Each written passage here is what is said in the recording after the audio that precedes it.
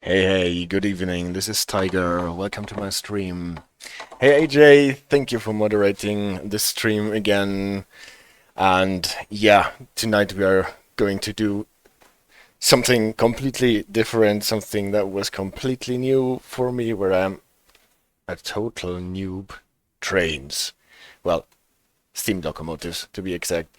Yeah, Steam hype is written in the chat. Today we are doing Steam. Again, I want to direct your attention to the disclaimer. We are talking about playing a computer game, and do not try what we are trying to do here in the game at home in real railway installations. Leave them alone, even though we are trying to understand things as thoroughly as possible. CD Radar, what is your joke for today? Ein Mann steigt in die Deutsche Bahn ein, sagt der Busfahrer, das geht nicht, das ist eine Kinderfahrkarte, sagt der Mann, das sehen Sie, wie lange ich gewartet habe. Haha, that is a thing. So, a guy is boarding a train in Germany, and the conductor, if there is any in a German train, says, well, please show me your ticket, and the man shows the ticket, and the conductor says, well, that is a ticket for minors, and the man says, well, you see how long I needed to wait for this train. Well, see you later. Thank you very much once more for starting my stream with a joke.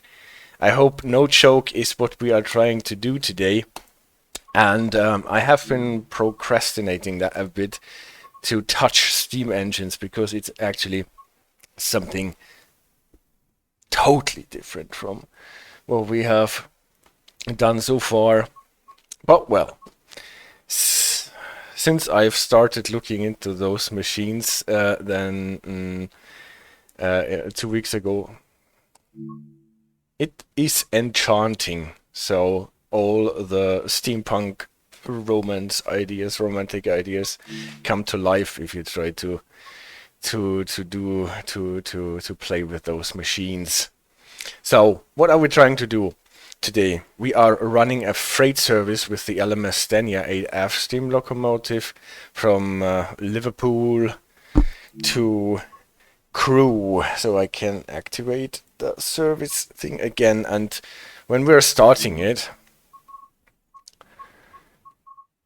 we will start with some starting fails, because it's not so easy to get this thing running, especially if the train is heavy, if you're sitting in a gradient, and well, it takes some fiddling about and some understanding, and then we will have a presentation about what makes the wheels turn in a steam locomotive, and what you can actually use your controls for to get the best of traction out of your machine. And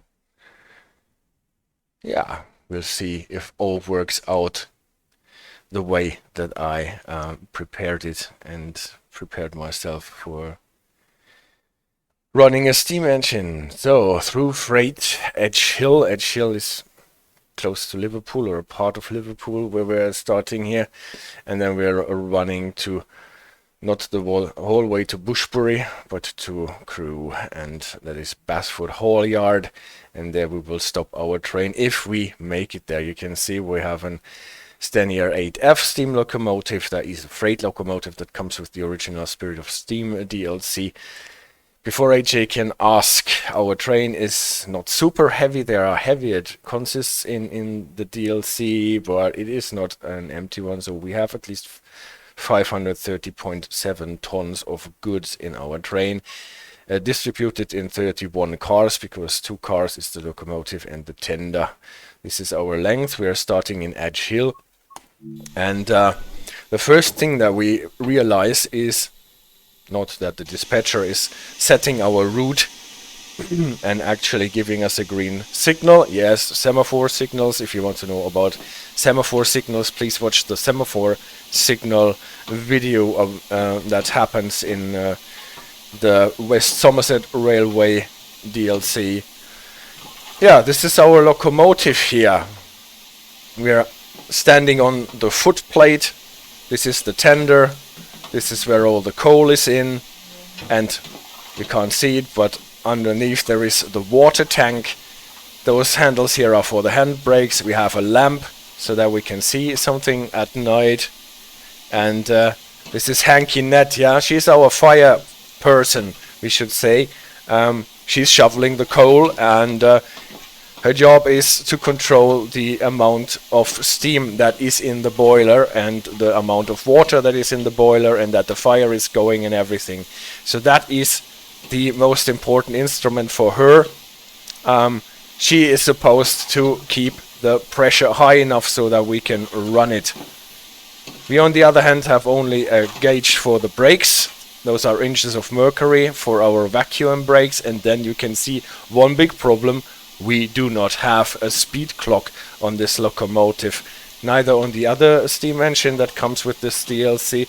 But from what I've seen, I don't own this DLC yet, but with the Mountain Peak Steam DLC comes a locomotive that has a speed clock now, what is actually helping a lot, because you can see I want to do this without a HUD on. Yeah, so what we do not really need to worry about, because this is what Hanky Nat is doing, is that we have always enough steam in our boiler. We can see that it's actually already too much steam that we have in the boiler. The hand is beyond the red marker, and this is why, oh, I should sit down before I can use the external cameras.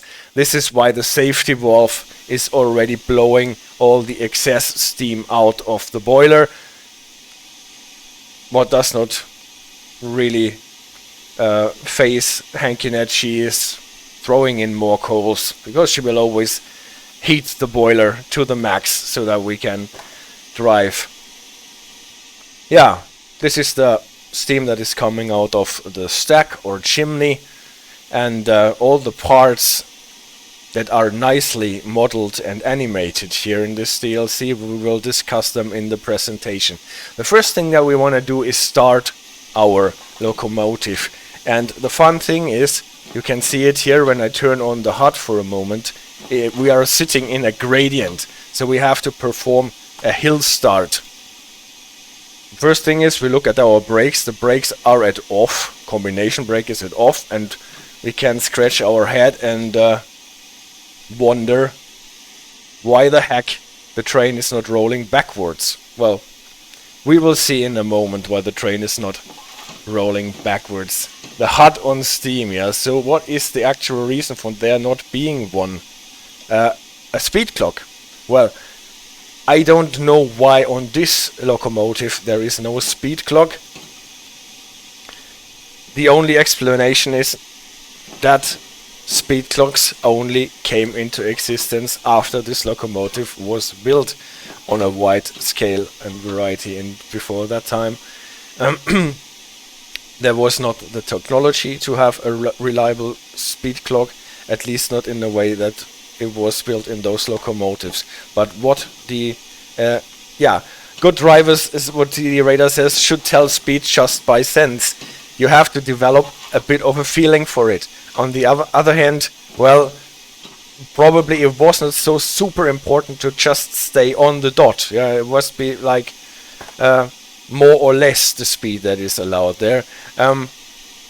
On the other hand, there are no actually speed signs. There are no speed signs on the track either, so it is all a bit vague with the speed.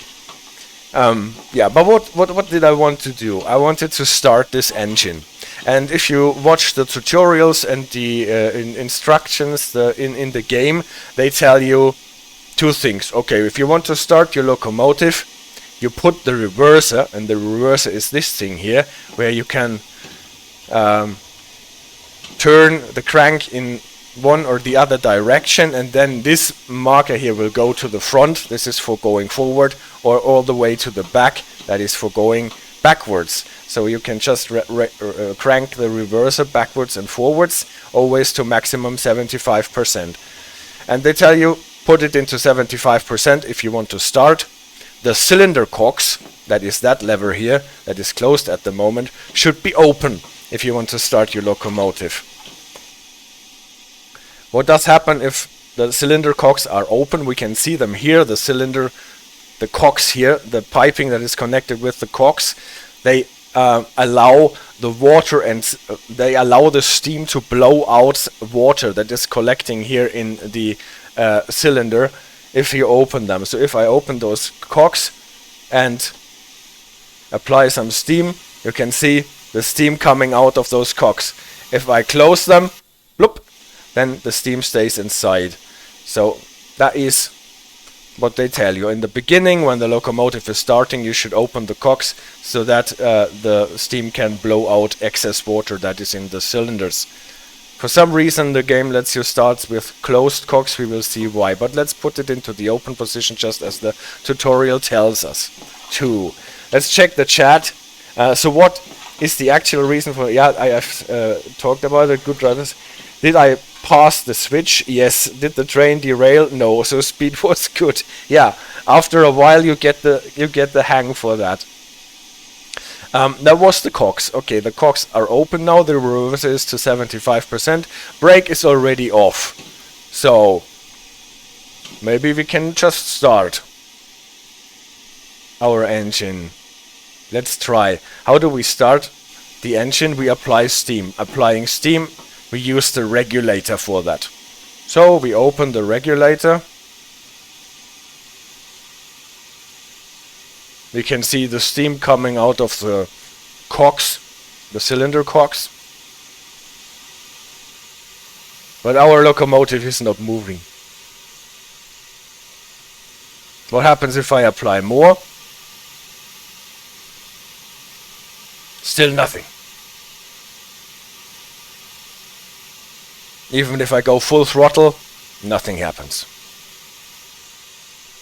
Maybe I should close the cocks then, because if the steam goes out of the cocks, then we can maybe not put so much pressure on the piston. Let's close them. Apply a bit more steam. Nothing doing. Train does not move. So what is the problem?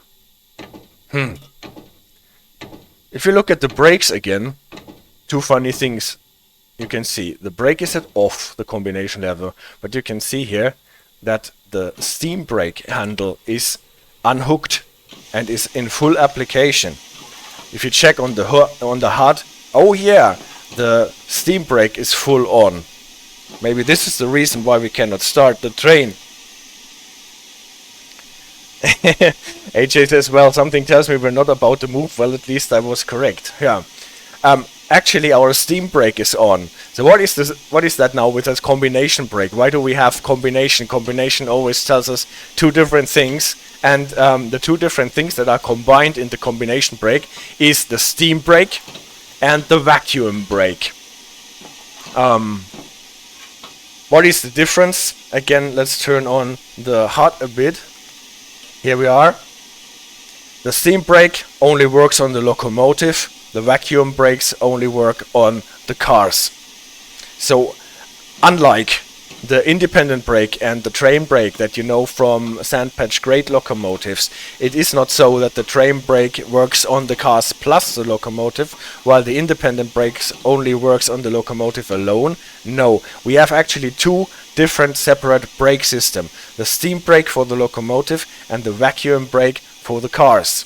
And typically you can connect them with this hook, and then you can operate both with one handle. This is why it is called a combination brake, because you combine both.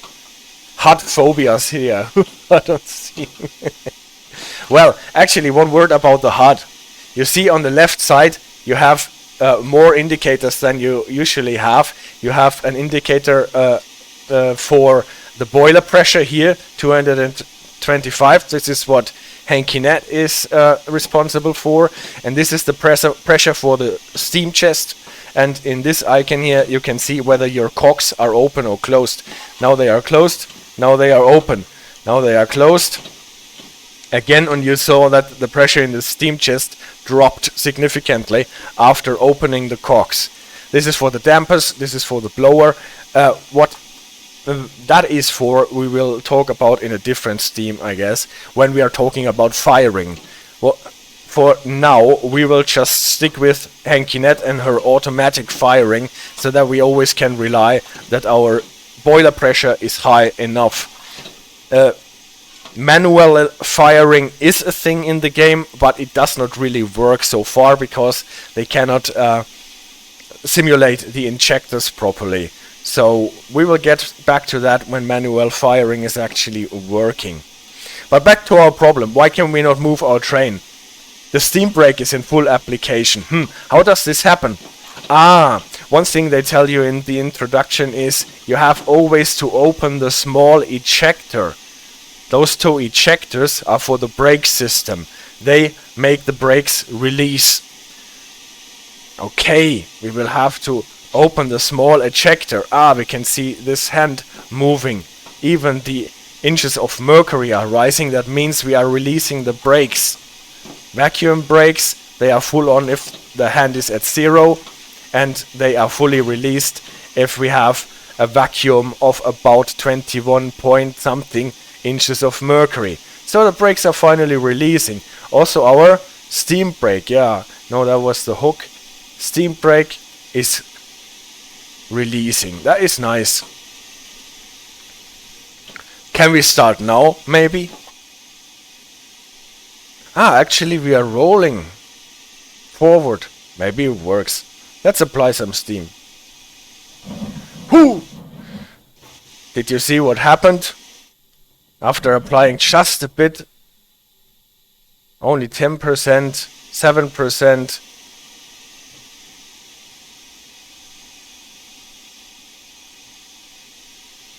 Maybe a bit more. Maybe we make it.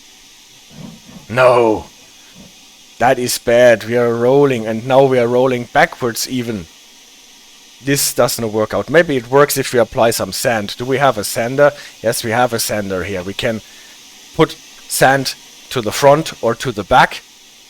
Maybe we can go with sand. Yeah, it works with sand.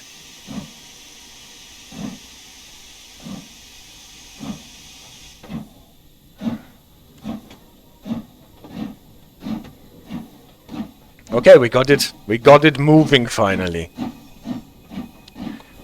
The next thing. If you don't get your train moving by this, because you always get wheel slips, you can set the reverser to a lower number for forward.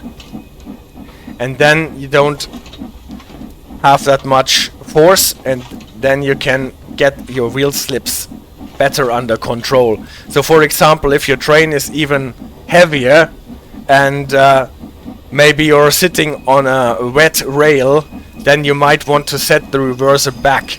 And don't start with 75%, but maybe with 50 or 35 or 25. Important is that it is a bit too forward. How is it generally handled with the sand? I mean, someone must be removing that again at some point. Well, I'm not sure if actually someone is removing it. The good thing in the steam area is that they do not really have to worry about the sand interfering with the track circuitry. Well, the sand is washed away by rain and stuff.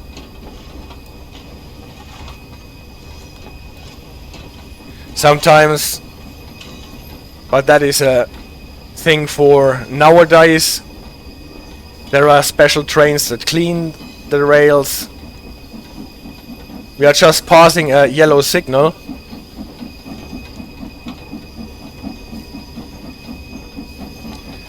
That means we have to be cautious to stop at the next.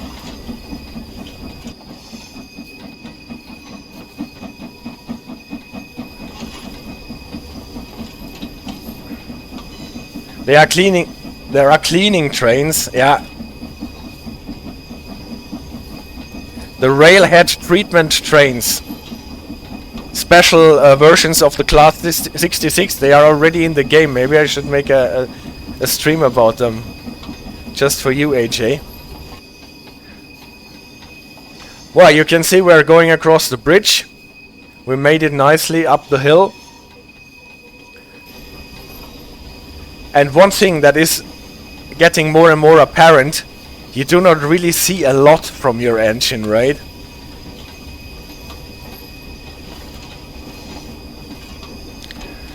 And we are going downhill now from here. So we have to use our brakes a bit.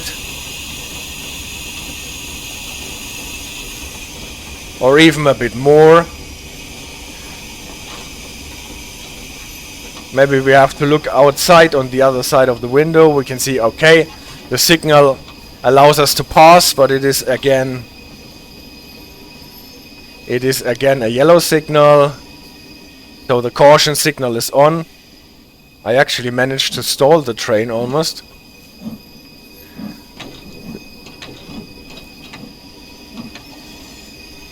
You have this view if you want to climb on the tender and look a bit ahead. But those signal poles, they are just steampunky, aren't they? Which is normal in British trains even nowadays.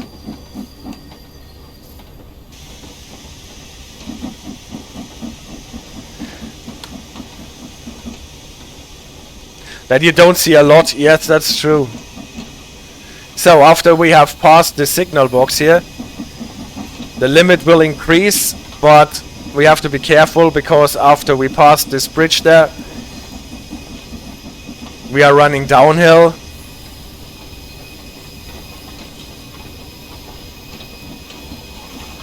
And when we get on the main line, we have to go through a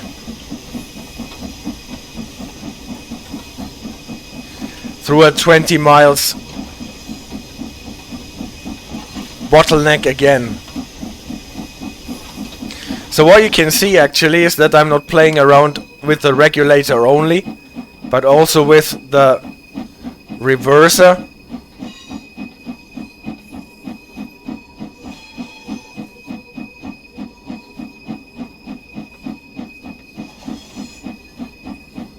And that is a thing that I'm still learning. Where actually, which setting for the reverser is best.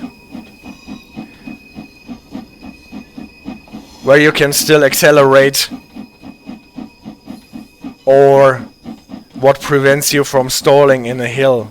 The old cars on streets are amazing detail. I have to admit, this DLC really has amazing detail.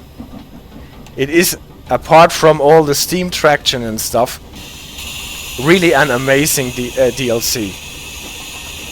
It looks great, there are a lot of nice details, the signaling makes sense more or less, and the trains are pretty. Obviously there is a lot of work to do regarding the manual firing, for example, but in general this is great. One thing that you can already see just by putting the reverser backwards, even if the brake is released and the regulator is closed, we can slow down the train a bit and prevent it from rushing into the main line too fast. So this is where we go into the main line, coming from the yard. If you run the passenger trains to Liverpool Lime Street, you would go to the right here and then go all the way to Lime Street. This is Edge Hill station here.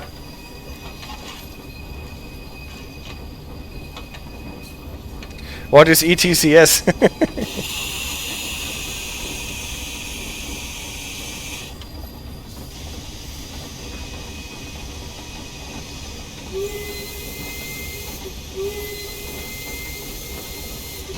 Has a nice whistle as well.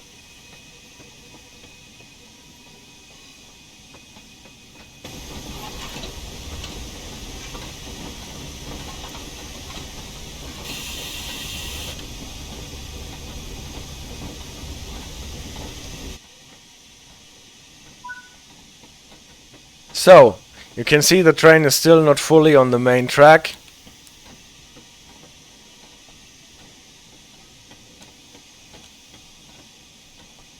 So we have to wait a bit until we can start accelerating. Now I think we are through. And we can accelerate. So we can open the regulator. The regulator alone does not help a lot. We have to put the reverser forward. The nice thing is that we can operate the reverser in principle, even if there is an open regulator, even if the regulator is open. And so we can actually listen to our machine and find out what setting is best for the reverser. So in general, for accelerating forwards, you need some sort of forward setting for the reverser. The faster you go, the smaller the regulator setting should be. Down to perhaps 20% if you still want to accelerate. If you're running uphill, especially with a heavy train, you should probably use more reverser settings, so like 40 or even 50, especially if you go slow with a heavy train. What I usually do to see what is the best setting in the moment, I look at this graph here on the pause screen and see if I'm accelerating or if I'm decelerating, and then I adjust the reverser and look again. And so this is how I try to find out and learn and get the feeling for the reverser setting for a certain situation. And this ideally with a fully open regulator, so that I have a standard there and that this does not interfere. But you can see my driving, I stayed below the 20, and here we are allowed to accelerate to 70, what will be nice because we are running downhill anyway. So let's open the regulator fully.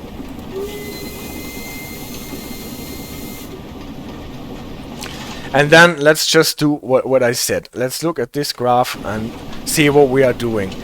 We are accelerating with 50 forwards still, with a speed of 35 maybe, and downhill. So maybe if we take back the reverser a bit to 40, maybe we can actually accelerate better. Let it go a bit, look at it, and it seems as if the graph is climbing stronger, so maybe that was a good idea to take back the reverser a bit. We will see in the presentation how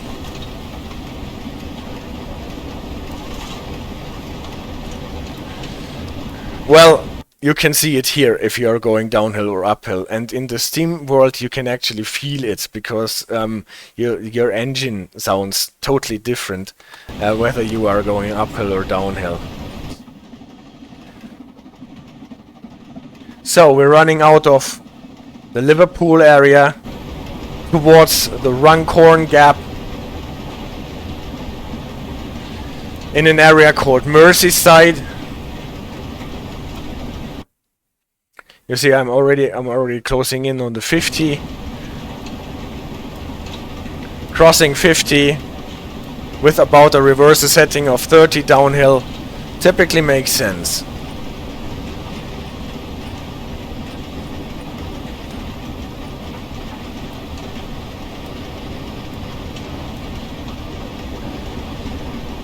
And from our point of view here, and from what we can actually see, you can totally see how important it is to pay attention to the yellow caution signals, because typically you cannot really see the stop signals from afar.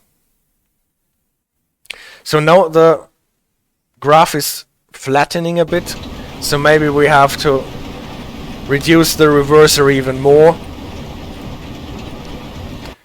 And see, yeah, I think you can totally see that after it flattened a bit, we changed the reverser, it is accelerating more. And this is what I have been playing around with during the past 2 weeks. Not only with the whistle, that is here by the way. You can see how the whistle uses steam that is actually blown through the roof here, or is clipping with the roof a bit.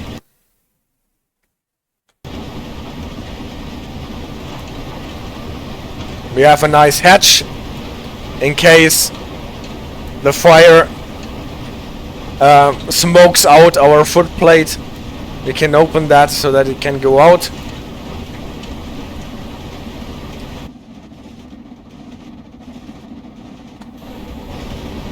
Whether it is actually prototypical that our freight train here can run 70 miles, I doubt it.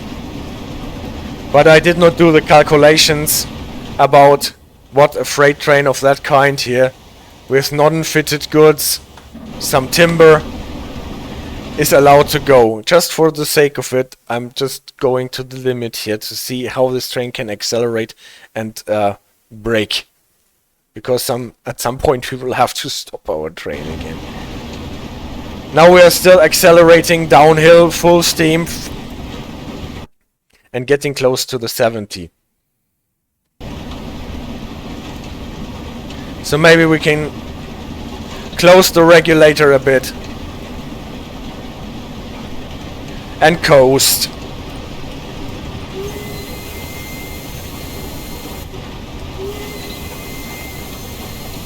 Right side is open, that means we're not going to the left, but we are going straight on this wedge.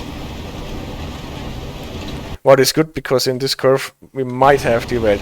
But you can see as soon as I close the regulator, the speed is stalling. So if we actually want to go to the 70, we will have to apply some more steam.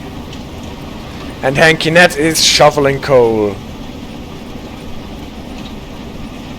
Well, she is actually a genius, because she will never let the boiler pressure drop. Let's see, yeah, we're getting close, but now we can see that AJ, that we are getting into an ascent, so we will be running uphill a bit, so we don't have to worry about speed management at this point.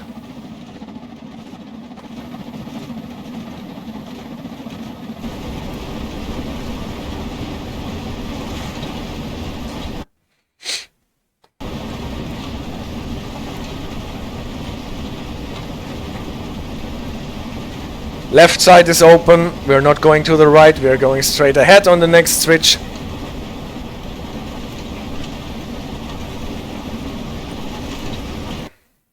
Yeah, that is always important to see the gradient profile here. Now we start getting climbing.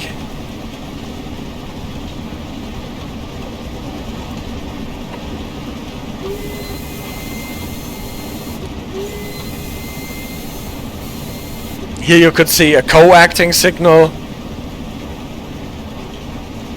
Two signal blades for the same direction.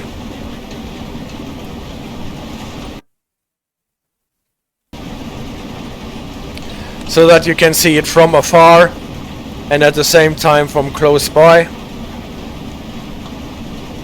And as soon as we are across this crest here, you can see now it's going downhill again. We will have to make sure that we are not accelerating too fast. And the first step for managing speed is to take the reverser backward a little with no steam on. You can try doing it with the steam on, but this can explode your cylinders.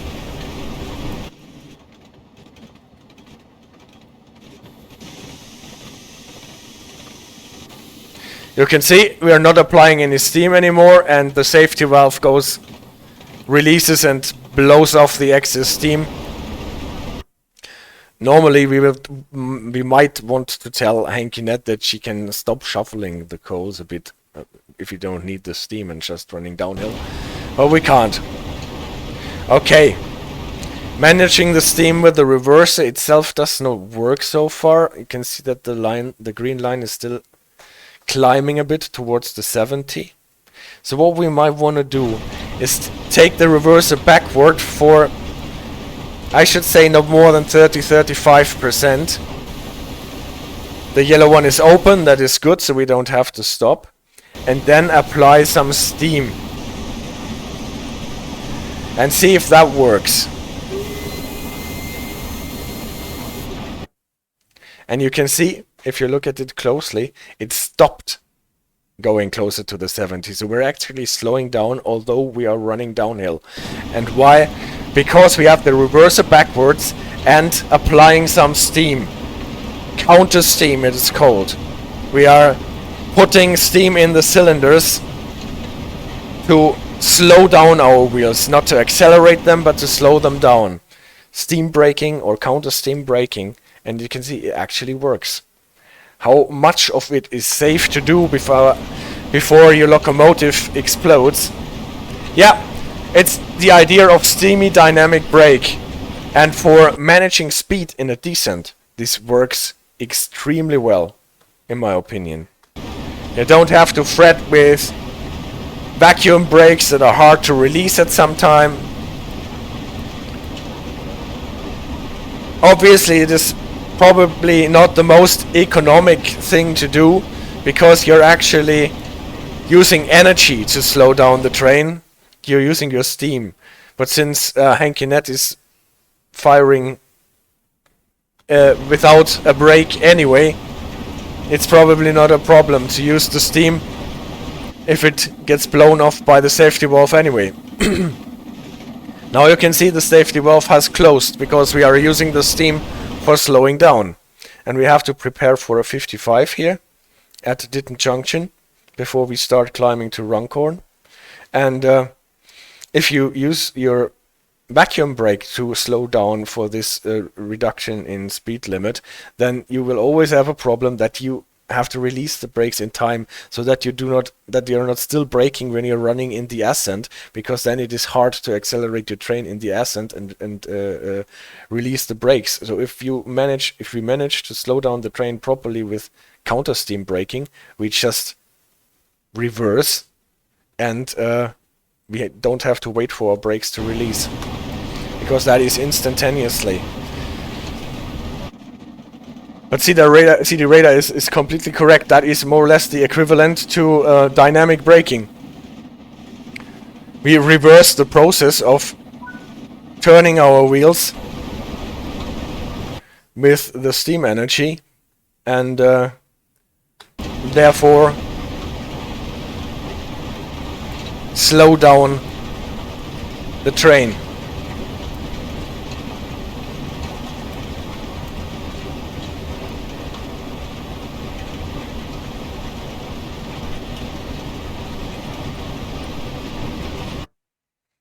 And it looks good. We can slow down to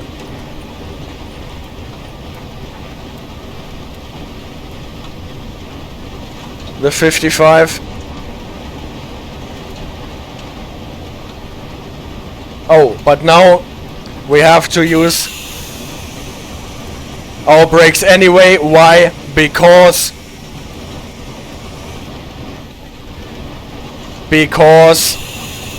the caution signal is on. We have to expect a red signal at the exit signal, but now we see it is green actually. We can release again. For that we open the large ejector. Get the reverser to forward and then steam, so that we don't lose so much speed, so much momentum, because now after this station here we're going into the ascent and we don't want to be slowed down by the ascent too much. This is why I'm going into acceleration already.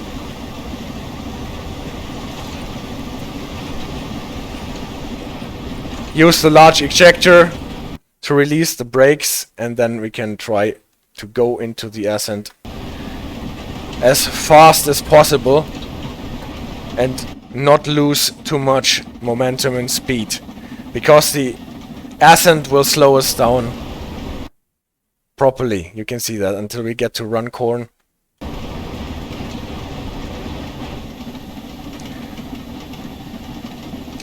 We are now entering the probably most iconic part of this route, of this route, of this DLC, crossing the Runcorn Gap, crossing River Mersey,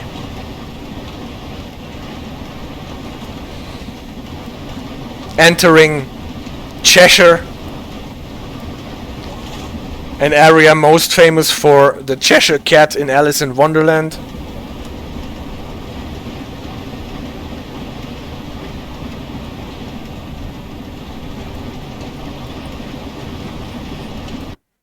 And you can see the speed is dropping already because we are getting uphill. We can try to get the reverser up a bit forward to, yeah, and you can actually see it stops the falling a bit, the slowing down a bit.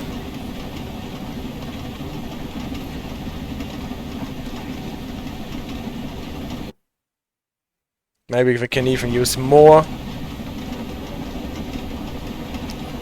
in the ascent. But you need to be careful. You can hear it. If you overdo it with the reverser, you can actually choke your engine a bit, and then the stomping of the cylinders gets slower and you see it in a rapid decline of speed, but that should be still okay. But look at this. Look at this landscape sculpturing with this canals and the sidings, the smoking chimneys. This is River Mersey going out to the Atlantic Ocean. In the distance there is Liverpool, and this is the iconic bridge across the Runcorn Gap.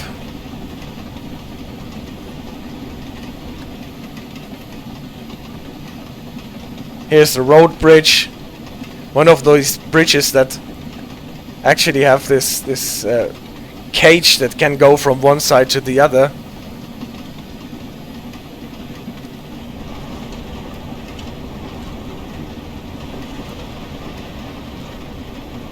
What is the speed doing? Well, yeah, we are still losing speed, but I think that is okay. Now that we are on the bridge, we are... Oh, that was the wrong direction for the reverser.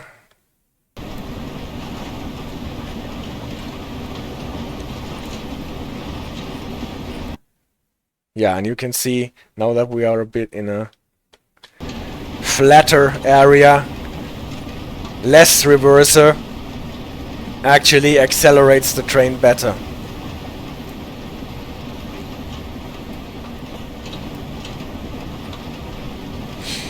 But come on, this is an award-winning scenery design.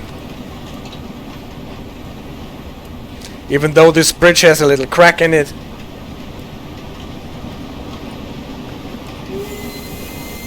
This is Runcorn Station.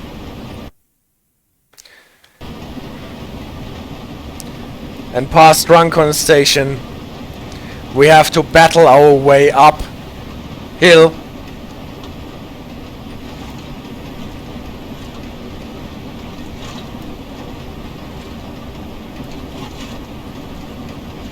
And paying attention to the development in speed.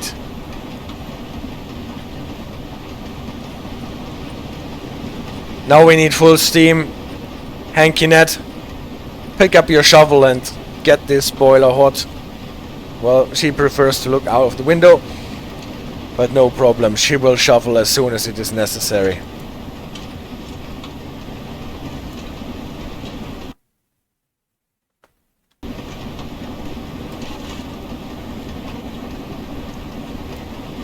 Let's find a nice setting here. Yeah, until we are up there. And then we're running downhill again. And now that we are across the Runcorn Gap and running, I think it is towards Aston Heath or something like that, in Cheshire, I want to introduce my presentation here and round up the stuff that we have been talking about already on the stream. Maybe I find my presentation. Here we are. This is my interpretation of a steam locomotive built with PowerPoint tools, and yeah, I tried to show our Stanier 8F. You can see we have the 8 wheels, 4 on each side. We have the little wheels in front, 1 on either side, and we have our locomotive, the footplate, and the tender in the end. And I wanted to use this to look at how we can get those wheels turning. Steam locomotives, if you try to classify them, often they are classified by the number of wheels they have, and there is a classification called the Whyte classification that has denotations like, for example, on this locomotive 280, what is typically telling you how many wheels are before the driving wheels, how many driving wheels you have, and how many wheels you have after the driving wheels. And you don't count the axles, but the wheels. This is why you typically have even numbers, because it is hard to imagine to have a locomotive with an uneven number of wheels there. So here we have one axle at the pilot that is not driven, so this would be 2, and then 8 wheels that are driven and no wheels after the driven wheels. So it is a 280 locomotive. What is, I have looked it up and I hopefully did not forget it, a setup that you call a consolidation, I think was the name for it. And they have funny names for all the setups, and there are so many different setups. That is really an interesting matter. But how can we get our 8 wheels turning now? And we start with Nostradamus, more or less, and the 4 elements of nature: earth, fire, air, and water. And 2 of them we have in our tender. Typically, earth is represented by the coal, and we have the water in the tender. And this is more or less our stuff, our fuel that we need to get the wheels turning. So what do we need for that? We need a firebox. We have seen that. This is where Hankinet is throwing in all the coal all the time. And in the firebox, we shovel the coal, or Hankinet is doing that. And in the firebox, we can burn the coal and have a fire. Obviously, the fire cannot burn without air, so air needs to go into the firebox, and it comes from below, typically. Obviously, there are so many different setups in steam locomotives that they can only focus on the ruling principles, or one ruling principle for every solution. So this is obviously not what this locomotive that we are driving is exactly like, but this is a simplified schematic of how this thing works. So we have already all the 4 typical elements: earth, water, fire, air. In the firebox, the fire would not burn, or it would suffocate or get extinguished if the exhaust gases cannot leave the firebox. So we have a lot of tubes, quite thinnish tubes, but a lot of them that connect the firebox with the smokebox, which is at the tip of the train. You can actually, if you look at the locomotive from up front, you can see that the round thing at the tip is a door. You can unlock it like a safe door, open it, and clean the smoke box from all the debris and soot and whatever is left there after the locomotive doing its job. It is not animated in the game, unfortunately, but you can see at least the levers that are used to open that. And the smoke box is connected with a stack or the chimney, and this is where the smoke goes out. So far we have an oven. We cannot drive the wheels with the oven alone. We can make ourselves some pizza in the oven, but we need obviously more if we want to use the energy that is produced here to turn the wheels. How do we do that? We put the firebox into a vessel that is filled with water, and that is called the boiler. And so at this point already we can see that if we're talking about a steam engine, then the steam is not really the thing that is the fuel that drives the locomotive, but it is actually the transmission. How I can get the energy generated in the firebox to the wheels. So the steam is the transmission. So if we would get this into our nomenclature of, for example, diesel, electric, diesel, hydraulic, diesel, steam, we actually talked about diesel steam locomotive. The steam is the transmission, it is not the energy source, right?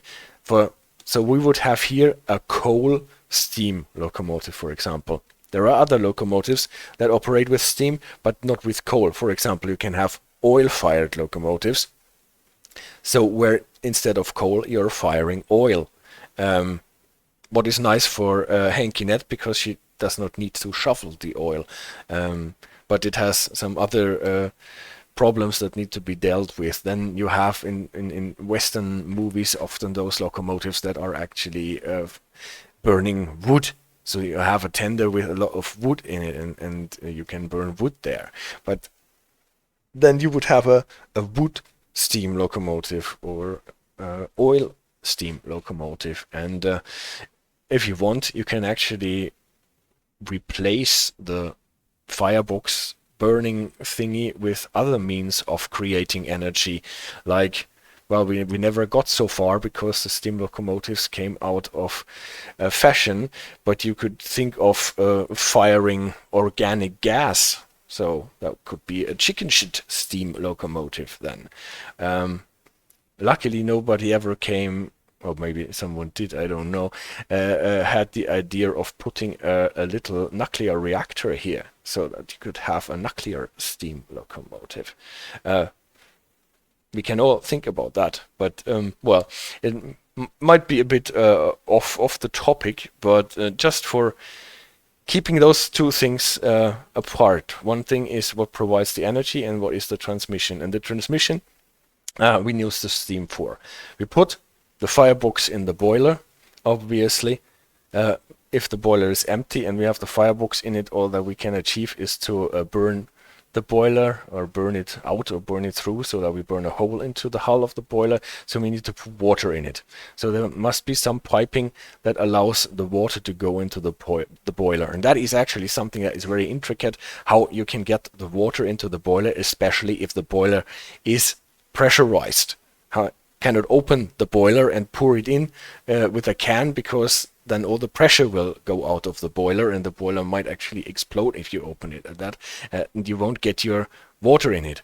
And so you need special contraptions, injectors typically, or pumps that move the water in the boiler against the pressure. That is a story by itself, actually. We will not talk about this today.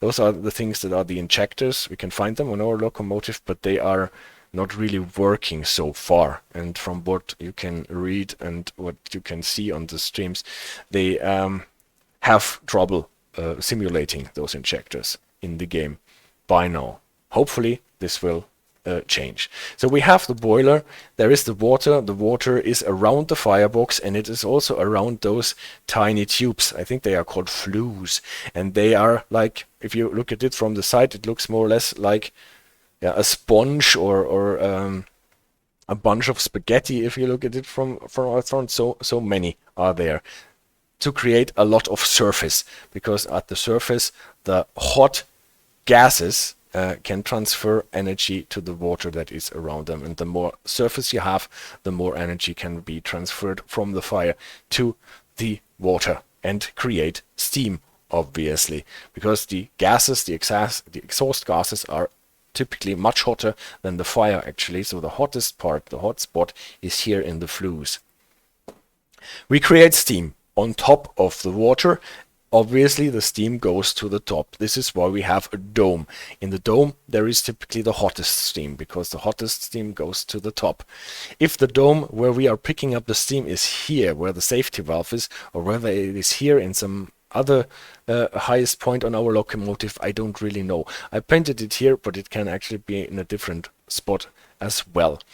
And in this dome we have a pipe that has an opening more or less at the highest point, where we can get the hottest steam and route it down this piping into the box that is close to our cylinder here.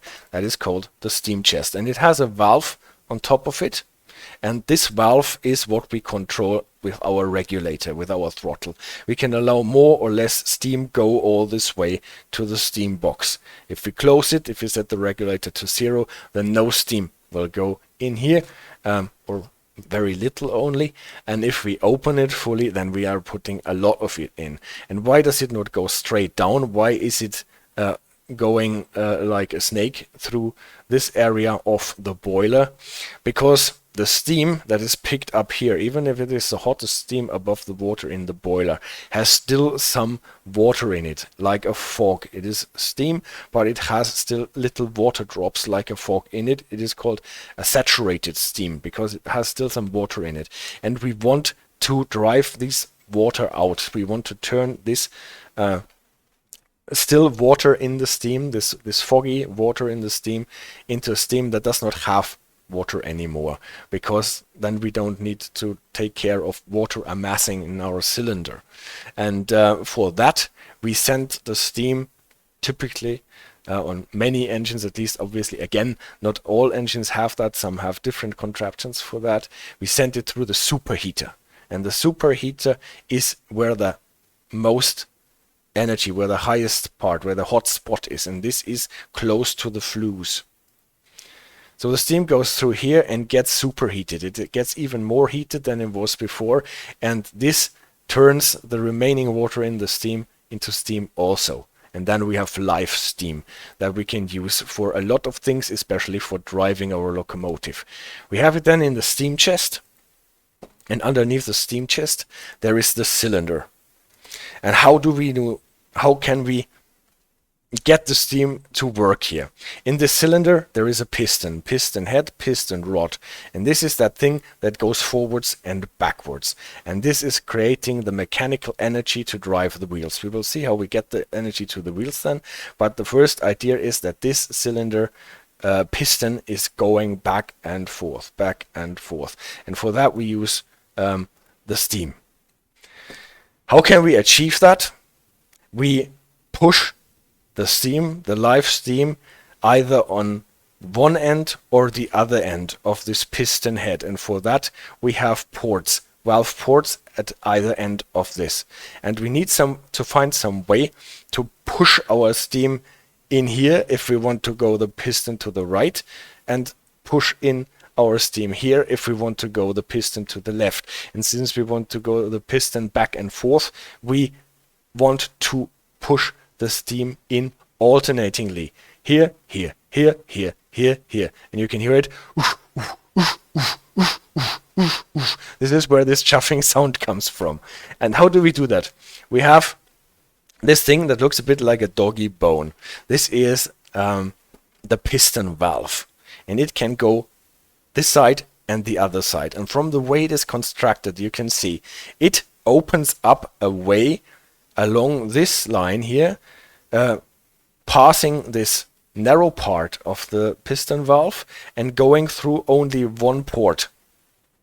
And if we move the piston valve to the other end, then the steam can only go into this side of the cylinder and on this side of the piston head. So by moving this piston valve back and forth, we can control in which port the steam, the live steam, will go. And on the other end, the other port can take the exhaust steam, the steam that has lost its power because it has already pushed the piston. It can go out. So here you can see on this side it goes in, on this side it goes out in the exhaust. And if this one moves to the other end, then it is reversed. Then the steam goes in here and the exhaust steam goes out there.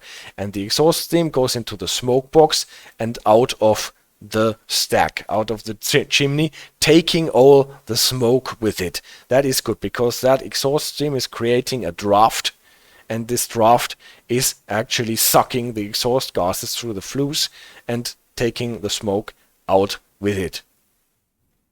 It is not simulated. Our steam in the game is always pristinely white. We never see black elements in the steam there.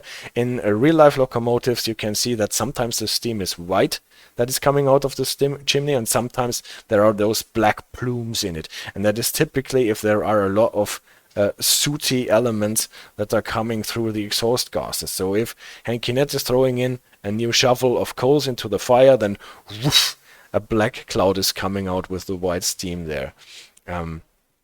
in principle. That is the idea. There are some locomotives that can clean their flues by sandblasting it, and then you have an extremely big cloud of black smoke coming out of the chimney. But typically you can judge by looking at the color of what is coming out of the stack whether you have a clean steam or whether you have a lot of smoke in it.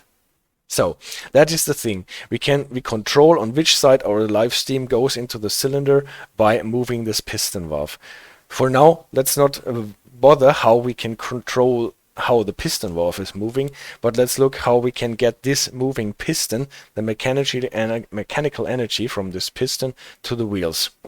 First, we need a sliding bar and a thing. This thing is called a crosshead, I think, and that guides the piston rod so that it does not bounce up and down, but is going on a straight line, in and out, in and out. And then we need some moving part that is connected with one wheel, only one wheel for the first time. And this is, I have read different things for the name of this bar here.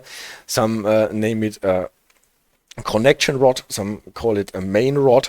This is where the crosshead connects the piston rod with the main driving wheel, and you can see it is not connected in the middle, because obviously if it is connected in the middle, the piston could not move back and forth anymore, and it cannot transfer any energy to the wheel. So it is mounted closer to the outside, and then by moving back and forth the piston, we can actually get this wheel turning by moving it about.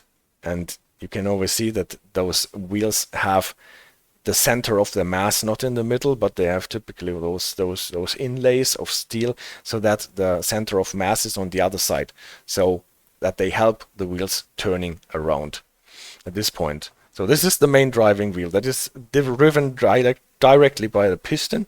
We can see that on our locomotive too, and this is where typically the sand is thrown in.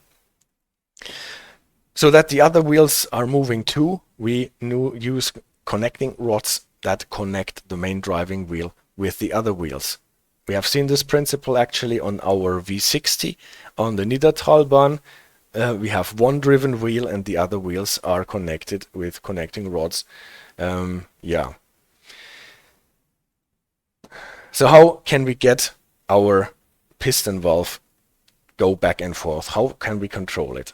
It has a rod of its own. I think it is most often called a spindle, the valve spindle, that is sitting also in a guide that makes sure that the spindle can only go in a straight line, not up and down. And then we start connecting it. For the first thing is what we do, we connect it with the crosshead of the piston. I think this is the union link that connects the crosshead with the combination lever. This is the combination lever. Why it is called a combination lever, we will see what it actually combines. And with that we can transform the back and forth motion of the piston to the piston valve. Then we have one problem. If we just connect it like this, then we have a piston valve that is going exactly with the movement of the piston. And that does not help us a lot, because we need the piston valve to lag behind a bit with the piston, because we want to allow the stream go in if the piston is just leaving its extreme position and it's on its way to the other end. And so the movement of the piston valve obviously needs to have the same length as the movement of the piston. So both return to the point where they started within the same amount of time, but the piston valve needs to lag behind a bit behind the piston, so it needs to move out of phase so that it can actually fulfill its purpose. And then maybe we want to control the amount of how much the piston valve is out of phase, how long it stays here and blows in steam, and how fast it actually closes this port again. And how can we do that? We do that by connecting this combination lever not only with the crosshead that sits at the piston rod, but also with something else. we have this eccentric pin here on our main driving wheel, and this gets connected with this short rod here, what is called the return crank, and connected with a longer rod here that is called the eccentric rod. Why is the eccentric rod? Because it is sitting on an eccentric point on the main driving wheel, and that one we fix to some fulcrum here that is connected with the chassis, and then we connect this this little thing, I think it was called the extension rod or something like this, with another rod, the radius rod, and again with a combination lever. And this connection here between the radius and the expansion link is not a fixed one, but it can move about a bit. So this radius can go inside the expansion link up and down, but if the expansion link is moving left and right, it will take the radius with it. We will see that in our game just right now. I did not animate my presentation here because we can see it on the real life train. In real life train is good in the game, the animated train in the game properly. And then we can see on this combination lever we combine the movement of the crosshead of the piston with the eccentric movement that it gets transferred from the main driving wheel. And by that we get an out of phase movement of the piston valve that has the same length, so the movement has the same frequency as the piston, but it is out of phase. And it can accelerate and go a bit slower again, but always ends up again at the same position when the piston is done. And how can we manipulate this out of phaseness in the piston valve? We build something to either the expansion link or the radius rod, and build a contraption that can lift or lower this radius, and therefore by elongating or shortening the ratio of the levers here and of the moment that is transferred to the combination lever and then to the steam valve. So this little thingy here, the lifting arm, can be controlled with the reverser. We will see that in the game in a moment. What we can do, we can turn this up or we can turn this down with the reverser. And this is where we can see if it is in the middle, then the reverser is at mid gear. If the reverser is cranked to 75% forward, then this thingy will be lifted. If it is backwards, it will be cranked down to its extreme position. And this will lift and lower this radius rod, and this will influence the way that the piston valve is moving. So this is quite ingenious, this thing. This is called an Walschaerts valve gear, and Belgian guy who invented this, Walschaerts is the name. I've tried to pronounce it in the Flemish original. I actually asked a Belgian friend of mine how it is pronounced, and now I know how it is pronounced. I cannot really reproduce it, but I did my best. Some say Walschearts gear for it. Walschaerts might be the close to, at least the closest that I can get to the proper pronunciation of this. And this is the transmission of choice that you find on most steam locomotives from the 19th century. And this is all this complicated contraption to manipulate the way that the piston valve behaves in its steam chest. And so again, we have two things to manipulate: how much steam and in what out of phaseness the steam is blown into the cylinder, and by which how we transfer mechanical energy to the main driving wheel, the throttle and the reverser. One word about what do we do if our piston ends up in an extreme position. How can we get it moving again if it sits to the extreme left or to the extreme right? Because then we cannot blow steam behind it and push it back from the wall.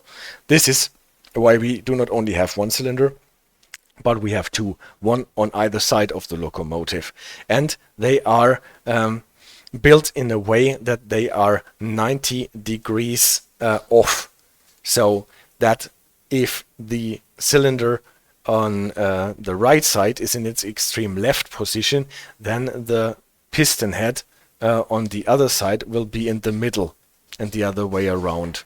Obviously, this is why it is 90 degrees and not 180, because 180 degrees off, then if the piston on one side is on the extreme left, then it will be on the extreme right on the other end, and then it does not help us much. But with 90 degrees off, one is always in the middle if the other one is at its extreme position, and then we can start our locomotive by means of that cylinder that is not in the extreme position.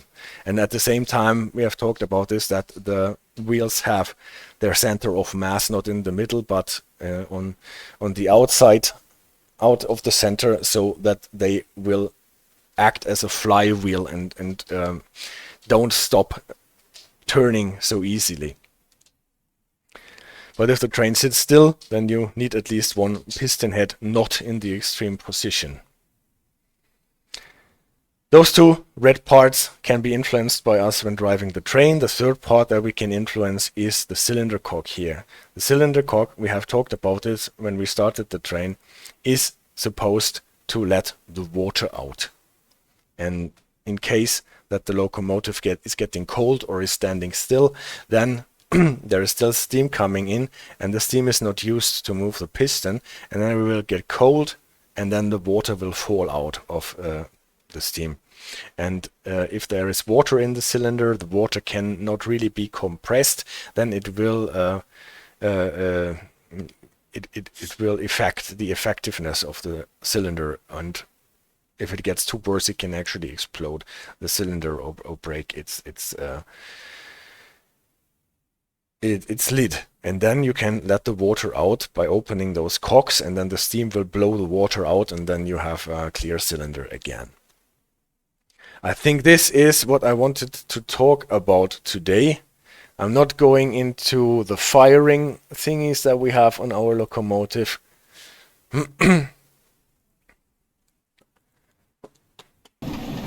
And we go back to our locomotive, and we can investigate all the things that we have looked at in the presentation. This here is the Smokebox door. You can see the thing is to open it, and it actually opens like a door, and then you can use a broom to get all the soot out. This is the cylinder. This is the part where the valve is moving back and forth. The lower part is the part where the piston is moving back and forth. This is the crosshead for the piston, union link, combination lever. Main rod connecting to the main driving wheel here. You can not really see it because it is turning so fast. This is where the return crank is, and the eccentric rod connecting with the, what was it called, expansion link to the radius. And you got to see what happens here so that I don't lose too much speed here before we get to. Maybe I should not do it before we get to the tip of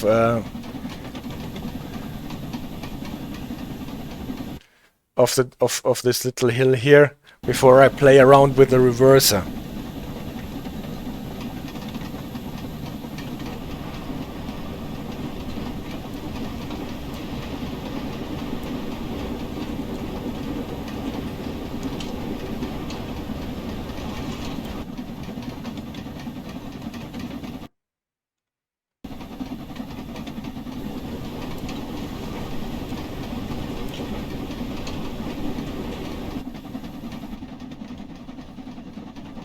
Yeah, I've already mentioned the Cheshire cat. That always comes in my mind when we're driving here through Cheshire. I'll actually try to find out why this cat that is always smiling in a weird fashion in Alice in Wonderland is called a Cheshire cat. And obviously there is a saying that someone is smiling like a Cheshire cat. But where this saying comes from is not so super clear. Some people claim that it is because there are a lot of dairies in this area, so that the cats get a lot of cream everywhere, or got a lot of cream, so this is why they are always smiling, because the cats are keen on the cream. Some say this is because there are painters that were not really successful in painting lions on coat of arms at pubs and stuff, so that you had more or less like extremely weirdly smiling cats instead of lions rampants.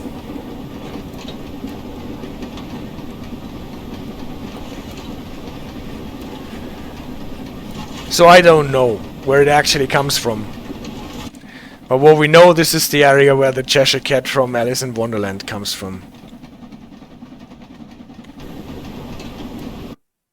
And we made it to the top with our train. So, we can look at the reverser. This is the lifting arm for the reverser. We have it quite up. And you can see, when I'm cranking it back, I'm actually lifting it. If I go into reverse, I'm lifting it more. So I said it actually the wrong way around. If we are reversing, it is lifted. If we are putting it to forward, we are lowering it.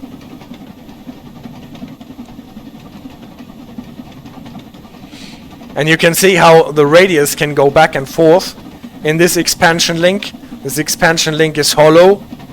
So there is a nut inside that connects those two bars in a way that the radius can go up and down inside this fitting here, but it cannot go to the left and right, so that it is moved to the left and right, front and back, when the expansion link is moved in that way by the eccentric rod.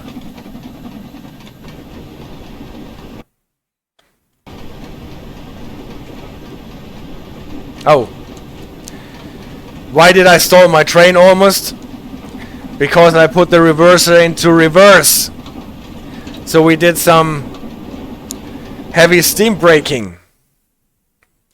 I fixed it and we are accelerating.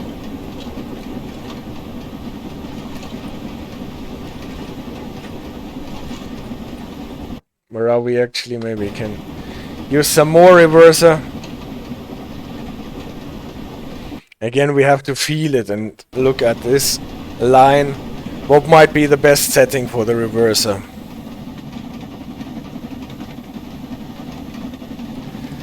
Those thingies, by the way, I'm not super sure what those are. I have a hunch that those are pumps that pump the lubricator oil into everything and can be turned by hand on this crankies here. In case if there is no steam on the locomotive. But tell me if I'm wrong with that. I would like to know.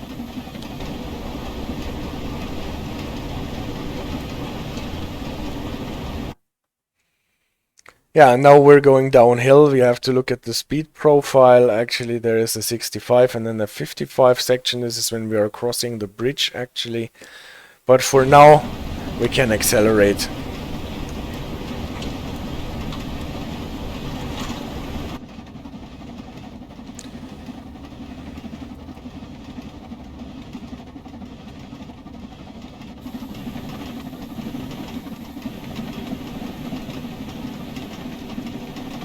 And enjoy the beautiful scenery and the working of our Walschaerts valve gear.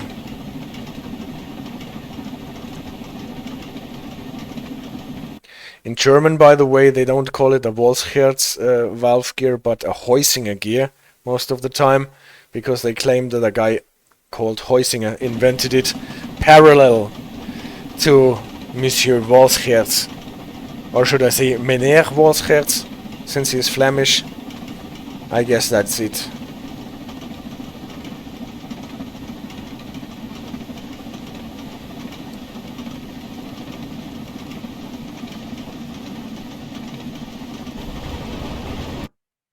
Okay, now we have to make sure that we are not gaining too much speed. By the way, tell me if I'm shouting too much, because Steam engines are really loud, so I tend to shout on the stream here. Because I can hardly hear my own words.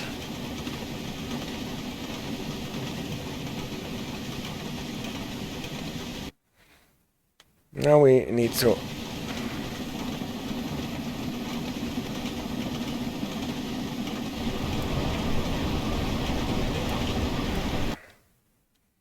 Yeah, we made it recorded.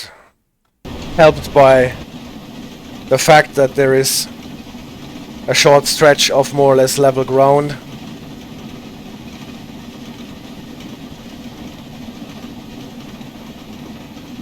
We're closing in on a junction here. So again, steam braking or counter steam braking alone helped us to slow down the train enough. Now we will run not into the wall, but down to the main line. Again in the descent, so we'll pick up some more speed, and then we need to be at 55 when we're crossing the bridge.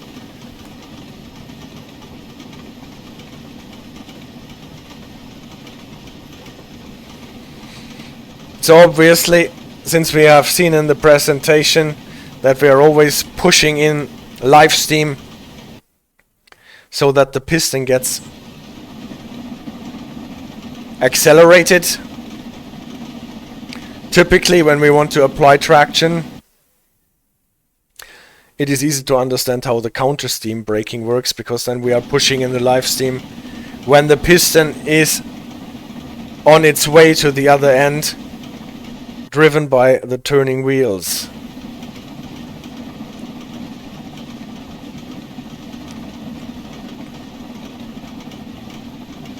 And then we use the live steam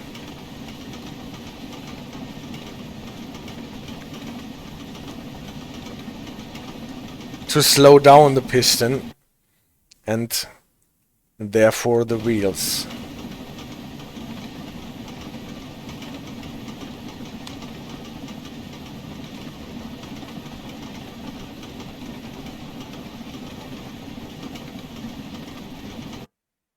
Alright, I think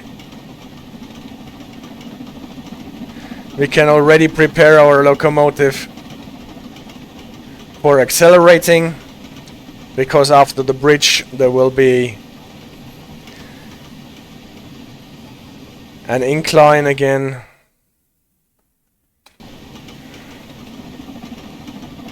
And it's always a good idea to slow down early so that you can accelerate properly after the... That's an extremely nice spot as well, isn't it?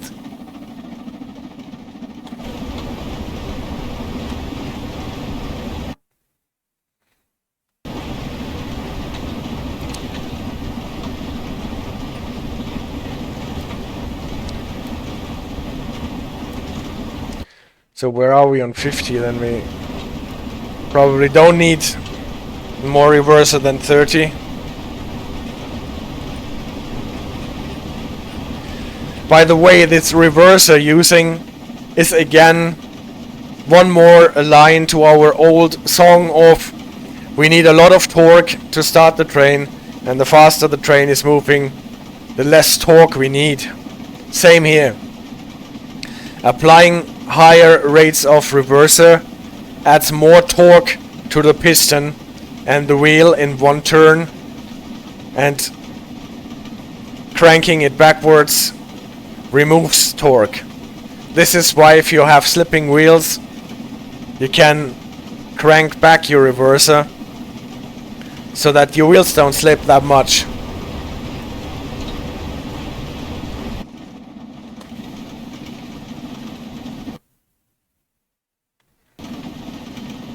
Since we're going uphill, maybe we need a bit more reverser here.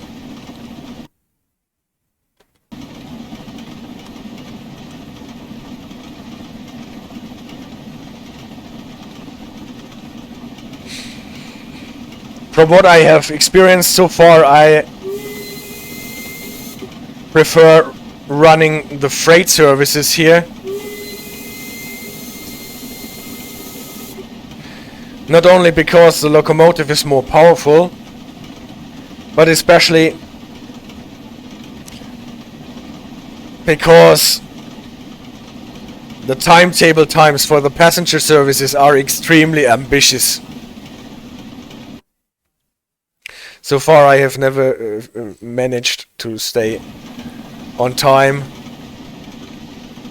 Wrong direction again.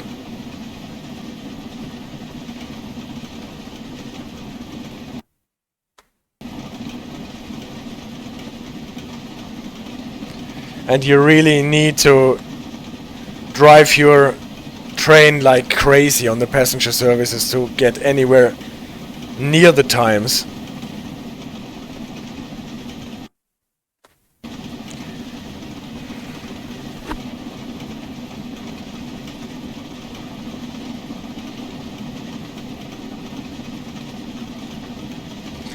And this feels like driving your engines, as the Germans say, auf Verschleiß, meaning squeezing the last bit of performance out of your machine and not paying attention to the extra wear and tear this may cause.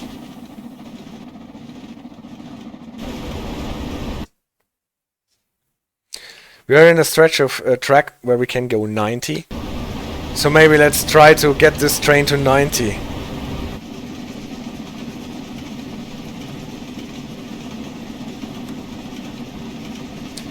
'90 is definitely not a speed that this freight train should go, in my opinion.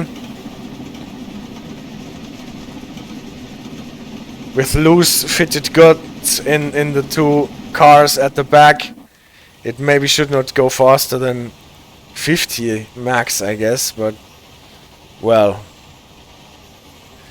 since we do not have any top system telling us to go slower, not even a head code telling us to go slower, we just take what is given to us by the game. This at the end, by the way, is a brake van.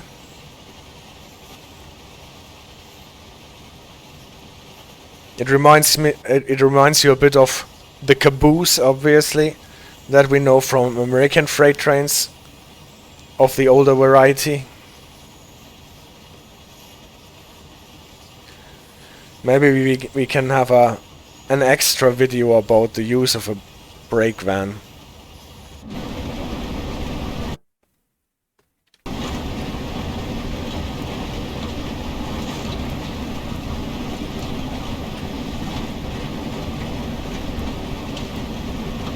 So sometimes for finding out what is the correct setting for your reverser,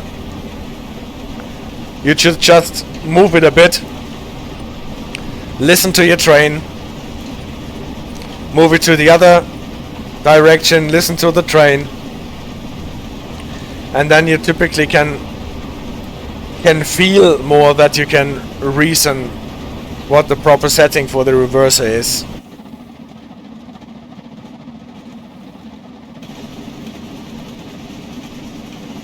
You can see how the cars are shaking to the left and to the right.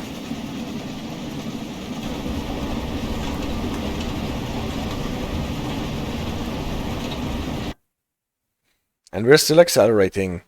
Now we're getting in a stretch of track where we are going uphill a bit again.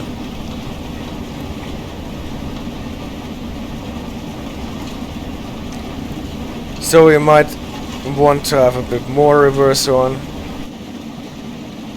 If this does not slow us down too much. Oh, we'll see.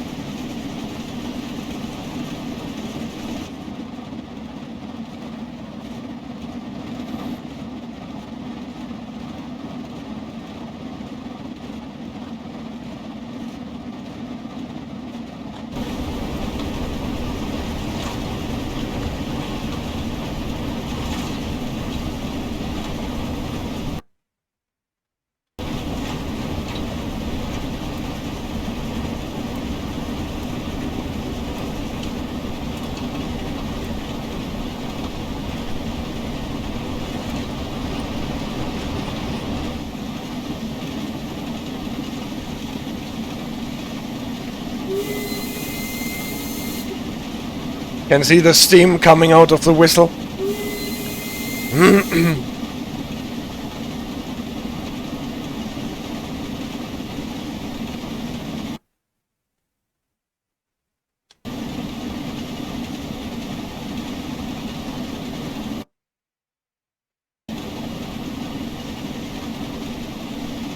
That feels like slowing down the train in this setting, eh? Yeah, what is happening here? There is at Winsford where we have to slow down. Maybe we should slow down then, unless this is removed.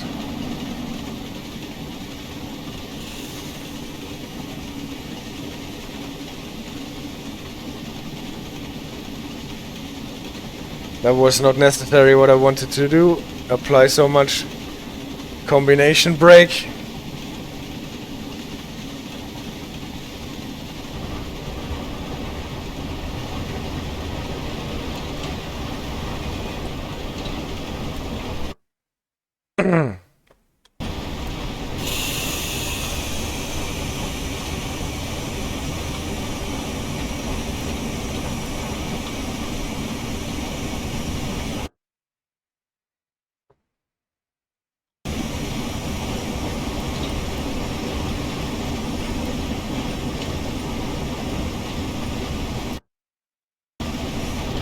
Yeah, I guess we're good now.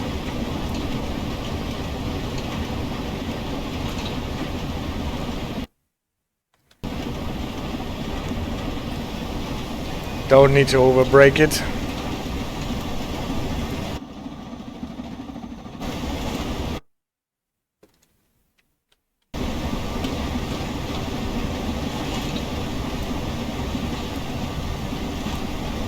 Can see if we can do the rest with the steam brake.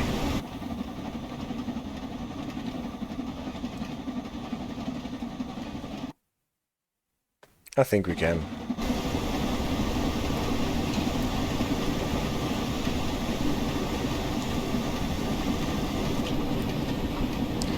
Never forget to close your large ejector again.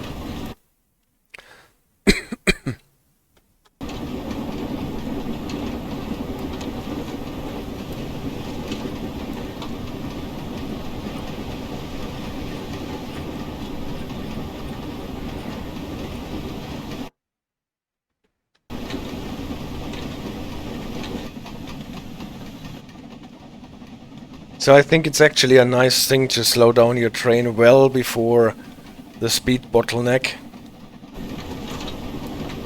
So that in case there is a malfunction in the brake system, you have some time to react and people can get out of your way.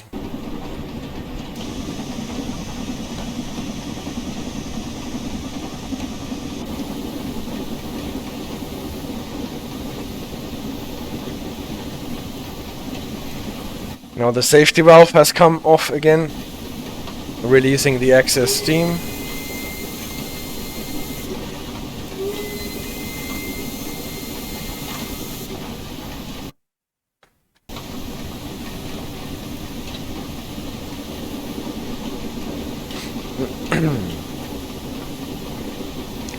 Now we can see why we got the speed bottleneck. We are diverging to the left. Signal on the left is open, right one is closed. That means we are going on the left on this switch here.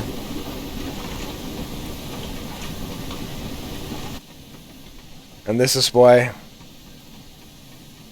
we had this 30 incoming that we adapted well to.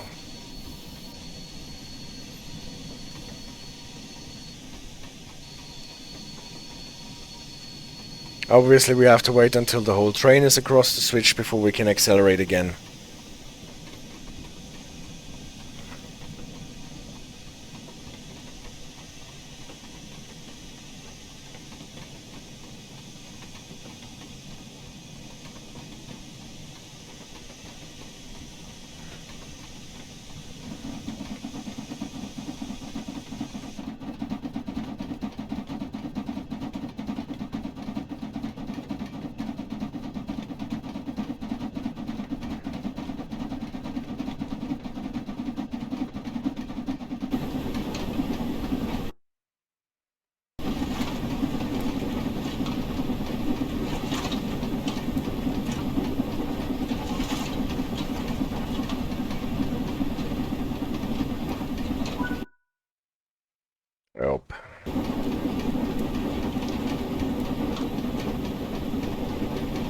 7.4 miles until we go into the goods line. The goods line is already at Crewe station, or what was it called? Bus. Yeah, it is at Crewe.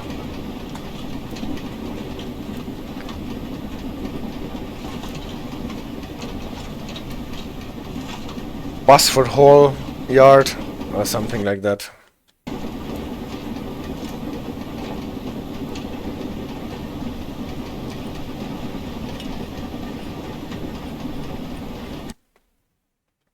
So again, we need to find a good setting to accelerate the train.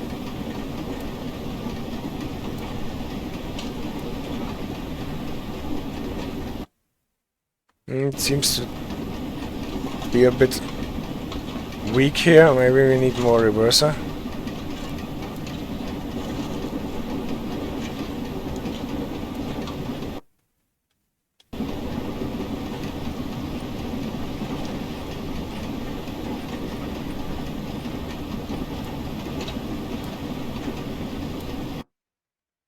Yep, more reverser.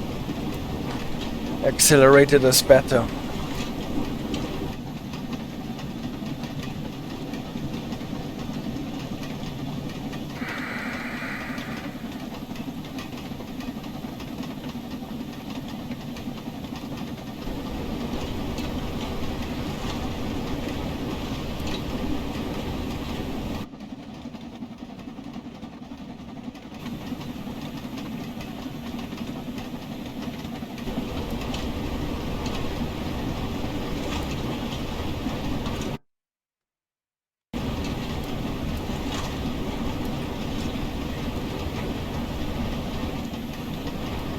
Train coming from the opposite direction.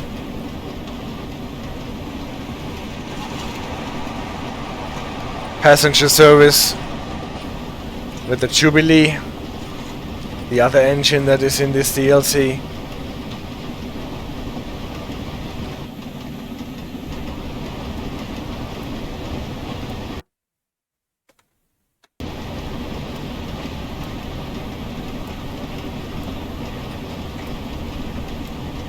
Can see some of the signals here are already light signals. No, I think... Yeah, I think here in this thing you could totally hear how the reverser needed to piece it back.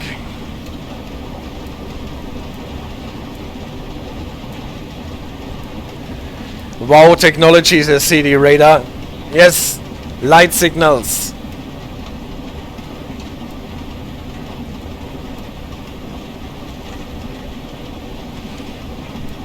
Well, it is at least... No, it is 2023 on this service here for whatever reason. Typically this DLC should be set in 1958, I think.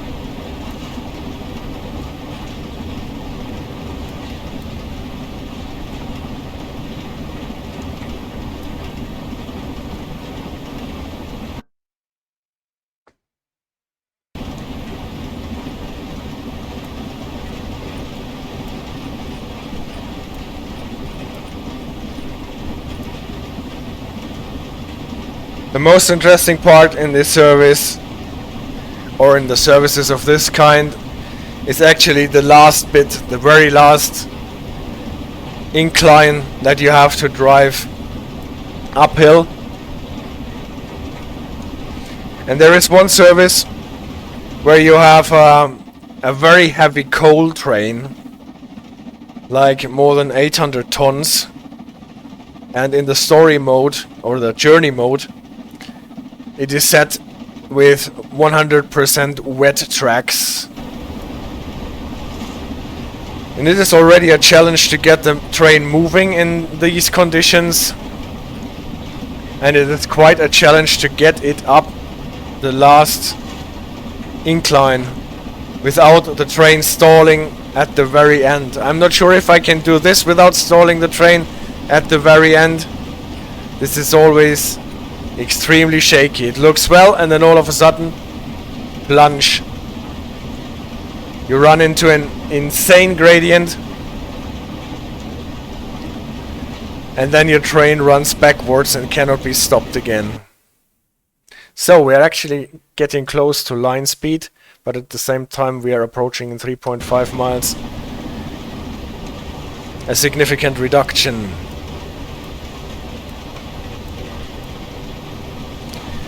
So we might want to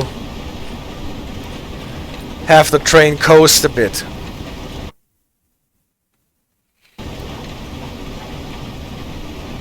Or even already use some sort of steam braking, counter steam braking. You can hear it from the sound already that the safety valve opened and closed again.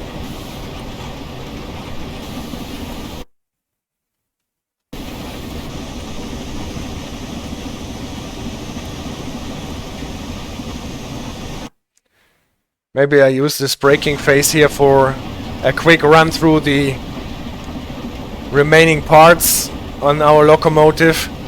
Obviously we can open and close the firebox. We have the dampers here.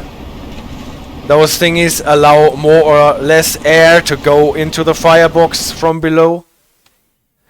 We will talk about this more when we talk about the firing. The blower here, this is the blower. It is closed now, it can be opened. What does the blower do? In case that we are not running with the regulator open, there might be no exhaust steam coming out of the chimney, not taking the smoke and exhaust gases with it, and this can choke the fire. So we can open the blower to create an artificial draft in the chimney, so that we get rid of our smoke. Those thingies here are for the injectors, to get water into the boiler. We have talked about it in the presentation.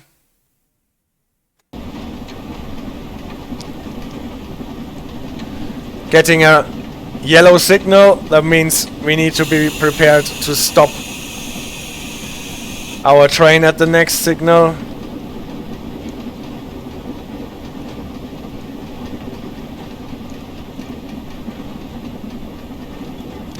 There are two kinds of injectors, one with exhaust steam and one with live steam.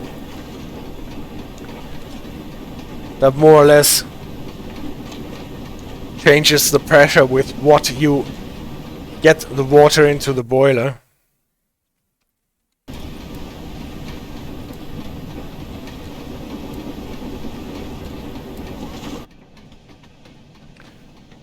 We already slowed down, anticipating maybe a red signal after we got a yellow one.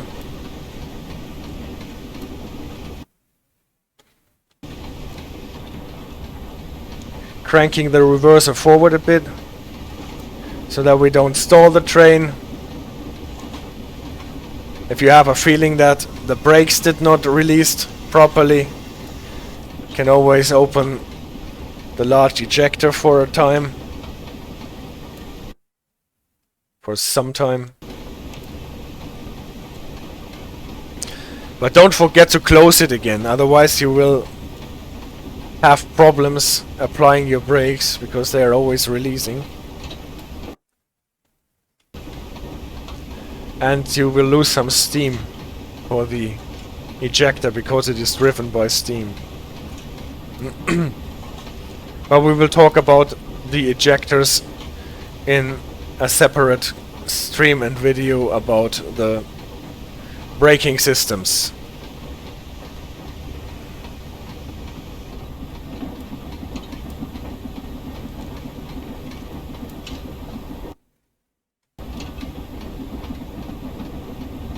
So, we did not get a red signal after all, but we got a green one with an indicator that we are going to the left. You can see light signal with direction indicator. Does not take that many signal blades as those complex signals that tell you what way you are going.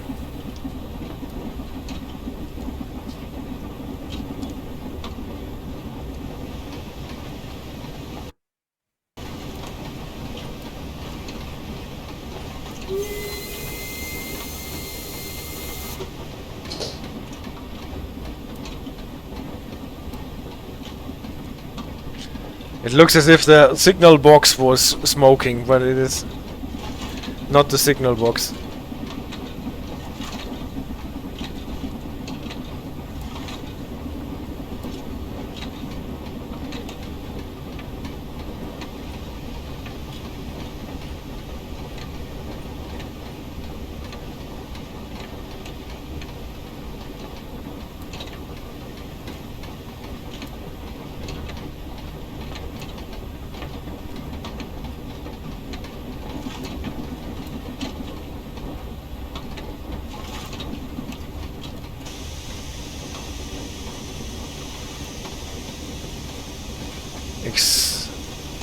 Safety valve already opened again.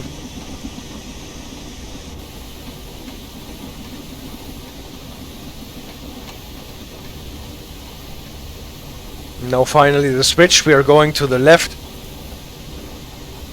Downhill for a bit, quite steep, into the goods line.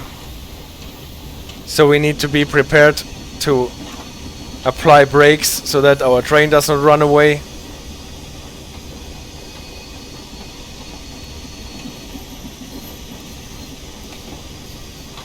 Luckily enough we got clear signals.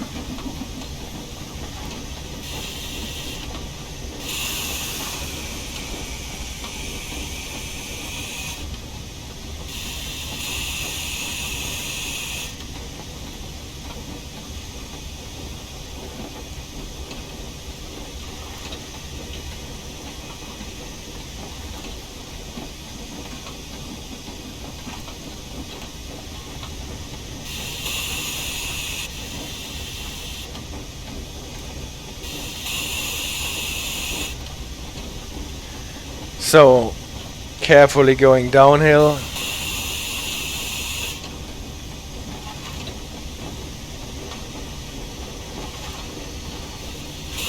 Into the goods line.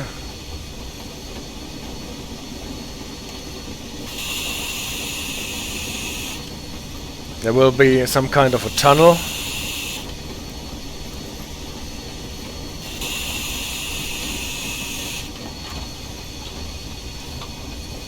And the train will still push us.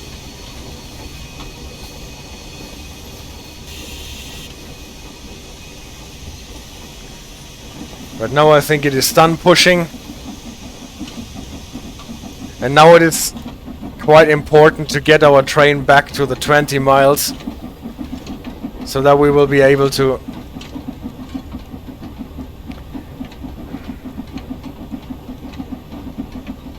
get it out of this pit again.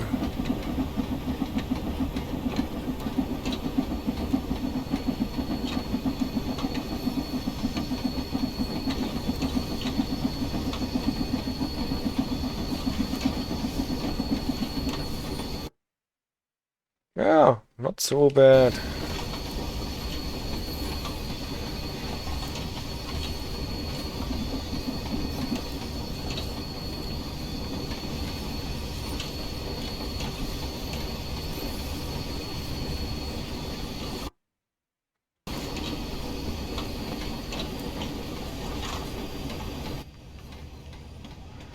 So, can see ahead behind this bridge there is that little hill that we have to make it up.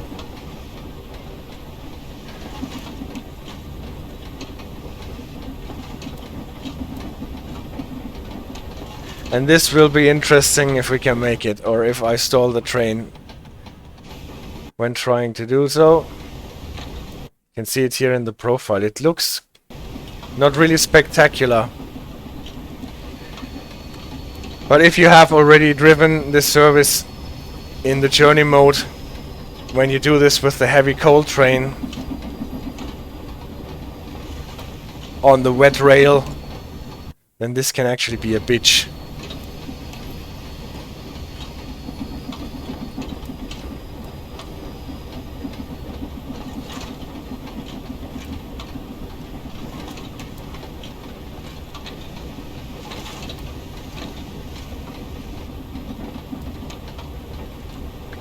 So, more or less directly after this bridge, the incline will start. We're getting a caution signal. And you know what? I will use sand.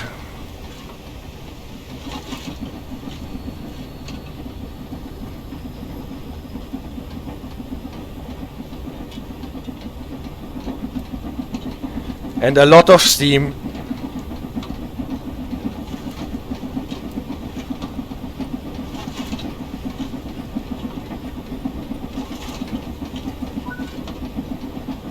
So just for the fun of it, look at this gradient, 2.7.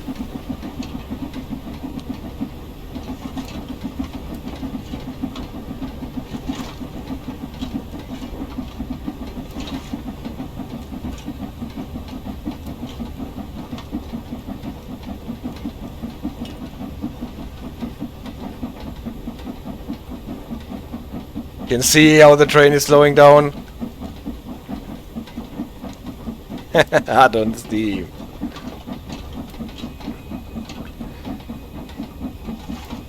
You can hear that the chuffing gets slower and slower. I increased the reverser to 35. And we are good. We should be good. The brake run is coming up.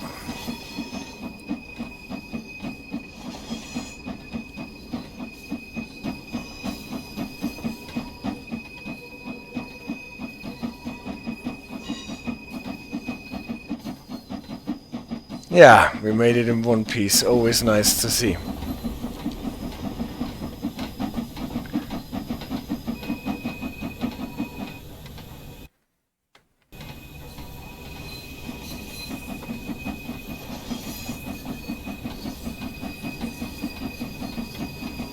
And now it is just driving it home in the yard, not exceeding 20 miles. We are on the last 900 yards already.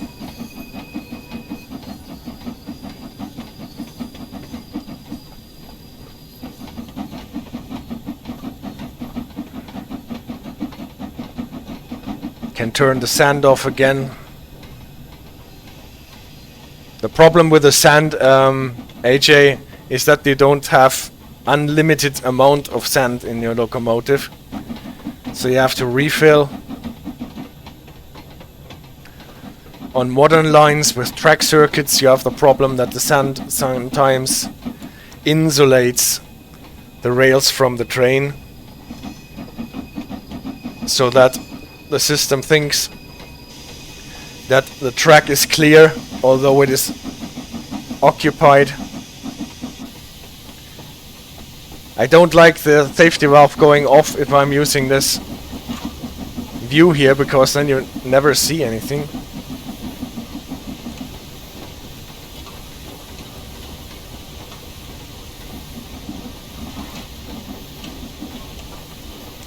We're closing in on the red signal. That means we really have to stop before passing the signal. One thing about the stop markers. One funny irregularity in this DLC is that the speed stop point, the point where you get 500 points for stopping, is not at 2 yards or 1 yard, but at 10 yards before you actually get to this point. For what reason ever.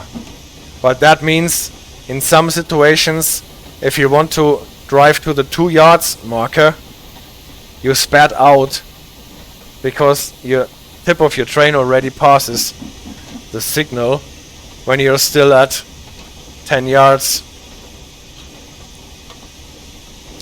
So always aim for stopping your train at exactly 10 yards.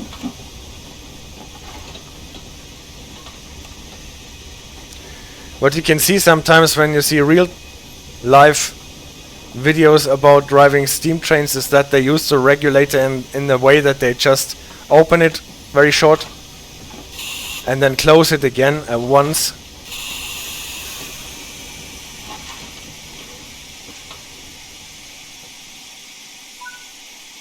Alright, 500 points. 6,760. I think it was a clear run, or did I go beyond the speed line sometimes? No, I think I made it. Well, it is nice because it's a freight service. I don't have to be on time. Being on time is something that is simply not achievable for me at the moment. I'm still trying, and maybe I find a way to do it actually sometimes, but this is really, really ambitious. But you can see on a modern locomotive, your speed line would more or less hug the red one, and here it is jumping about just yeah, what you can do. Well, I hope you enjoyed my first attempt in running a steam engine on the stream. I did it HUD-less as promised, even though I looked at the HUD a couple of times to demonstrate the gradient especially, and the brakes that are on, and to explain the HUD. So I'm sorry for that, CD Radar, but I thought it's good to do. I hope you enjoyed it a bit. Thank you for bearing with me. Thank you, AJ, for moderating, CD Radar for your input, and yeah, I'm not sure what we are going to do next time. There will be more streams and videos about steam engines, but I think we will cut them in among the other stuff that I might want to talk about. Have a nice week, take care, and see you next Sunday. Bye bye.